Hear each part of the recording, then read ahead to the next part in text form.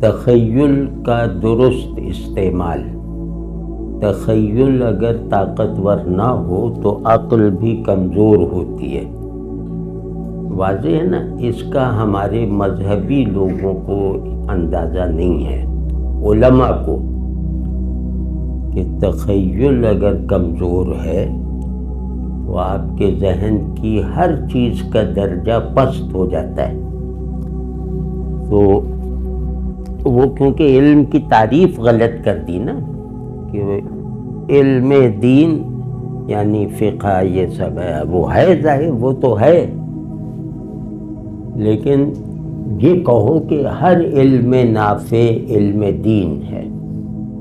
جو بھی نافع علم ہے وہ علم دین ہے. تو اس میں ظاہر ہے کہ 99% دنیاوی علوم آتے ہیں کہ آپ ان علوم کو نافع بنائیں. تو آپ نے گویا آپ کا یہ علم آپ کو مفسر کے علم سے بھی ہو سکتا ہے بڑھا دے، اس کے درجے سے بھی بڑھا دے اللہ کی نظر میں. تو تخیل کہتے ہیں دیکھے ہوئے کو بہتر صورت دینا. ایک بہت بڑا استاد شعر جس کو کہا جاتا ہے 20ویں صدی کا سب سے بڑا استاد شاعری اور ادب میں، ایزرا پاؤنڈ، جو ایلیٹ کا استاد، ییٹس کا استاد، جو اپنی سب سے بڑے شاعر تھے 20ویں صدی. تو خیر وہ ایک مشق کرواتا تھا، یا اس نے کرواتا تھا یا اس نے اپنی کتاب میں، اس کی ایک کتاب ہے ABC آف ریڈنگ، اس میں لکھا، چھوٹی سی کتاب ہے وہ، جس کو ملے دیکھ لے، وہ بہت اچھی ہے. تو اس میں اس نے لکھا کہ بھائی تم جاؤ کہیں اور کوئی فرض کیا کوئی درخت ہے یا کوئی آبجیکٹ ہے، اس کو جا کے دیکھو غور سے، اور پھر واپس آؤ، ڈیسک پہ بیٹھو، کاغذ قلم سنبھالو اور یہ لکھو کہ تم نے کیا دیکھا. پھر وہ جو لکھا ہے کہ میں نے یہ دیکھا، وہ لے کر پھر درخت کے پاس جاؤ جو جس کو تم نے دیکھنے کی رویداد لکھی ہے. اب اس اپنی تحریر اور اپنی دید، یعنی دیکھے ہوئے درخت اور بولے ہوئے درخت میں فرق دریافت کرو. تو یہ کرتے رہو یہاں تک کہ جو تمہاری تحریر ہی درخت کو دکھا دے، پھر تمہیں درخت کے پاس جانے کی ضرورت نہ پڑے.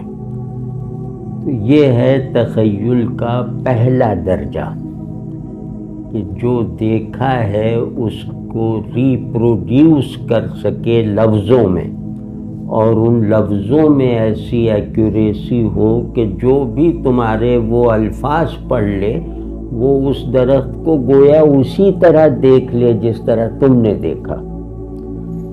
یہ تخیل اور ایک ایکسپریشن مل جائے تو اس کا پہلا قدم ہے.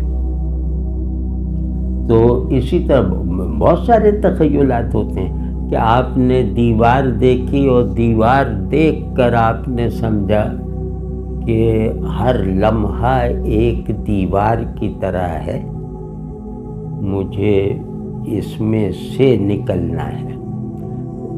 ایک لمحے سے دوسرے لمحے تک جانے کا عمل ایک بامانی انسان کے لیے ایسا ہی ہے کہ وہ اس دیوار سے گزرتا رہے، ایسی دیواروں سے جن دیواروں میں نہ کوئی دروازہ ہے نہ کھڑکی ہے.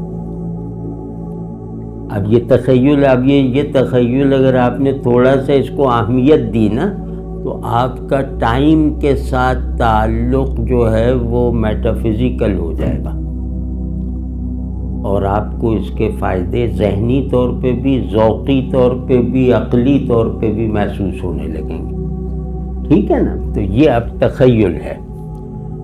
تو جیسے جنت ہے، ہمارے یہاں تو ہمارے دین نے تخیل کی 2 نرسریز بنا کے ہمیں دکھا دی ہیں. جب ہم اپنے لفظوں سے دکھائی دے سکنے والی چیز کو دکھا دیتے ہیں تو اللہ کے لفظوں سے دکھائی نہ دے سکنے والی چیزیں کتنی دکھائی دیتی ہوں گی؟ کبھی اس پہلو سے جنت اور دوزخ کا بیان پڑھا ہے کہ بھئی ہم نے وہ آپ دیکھیں نا جو بڑے شاعر ہوتے ہیں یا ناولسٹ ہوتے ہیں وہ منظر کا وہ 18 صفحے پہ ٹالسٹائے نے صرف یہ لکھا ہے کہ آلو چھیلے جا رہے ہیں. اب وہ آلو کے یوں ہو رہا ہے، اس کی پرت ایک ادھر جا رہی ہے، اس میں رنگ اس طرح کے ہیں، کوئی 50 رنگ بھی گنوائے ہیں ضمن میں، اور آپ کو محسوس بھی نہیں ہوگا کہ یہ اپنی استادی دکھا رہا ہے، آپ کو پوری طرح وہ رکھے گا.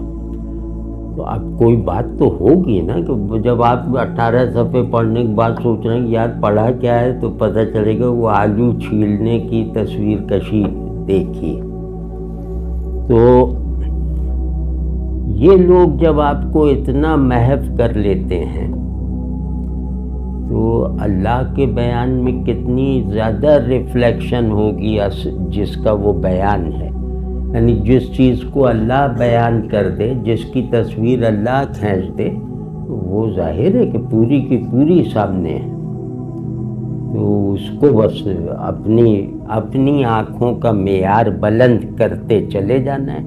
تو تخیل کہتے ہیں بینائی بڑھانا، آنکھوں کا معیار بلند کرنا، تاکہ وہ غیب سے مناسبت پیدا کرنے کے لائق ہو جائیں اور غیب ان کے لیے اندھیرے کے بجائے روشنی بن جائے. روشنی بھی شدید ہو تو نظر تھوڑی آتا ہے. تو ہمارا غیب اندھیرا ہے، صاحب تخیل کا غیب روشن ہے. تو تخیل کو ترقی دیں. جیسے جنت کی کچھ تصویریں اپنے ذہن میں بنانے کی کوشش کریں، کیونکہ اس میں تصویریں بنانے میں تو حرج نہیں ہے نا. آپ جیسے ذہن کو ایک کینوس یا ایک کیمرہ جو چاہے بنا لیں اور اس میں جنت کی کسی آبجیکٹ کو بنائیں، جنت کے کسی گوشے کو تصویر کریں، پینٹ کریں. یہ مہینہ کر لینا تو آپ کو اپنی ذہنی صلاحیت کے ساتھ ساتھ اپنے اندر کی کیفیت میں بھی ایک ترقی محسوس ہوگی. آپ تر و تازہ رہیں گے. صاحب تخیل کے اندر کبھی خزاں نہیں آتی. تو یہ کریں تاکہ اس سے شوق بڑھے نا، شوق بڑھے. اور کیوں نہ کریں کہ آپ کو جہاں جانا ہے وہاں کا تصور قائم کرنا اور اس کی پیش بینی کرنا، یہ سب نیچرل ہے نا.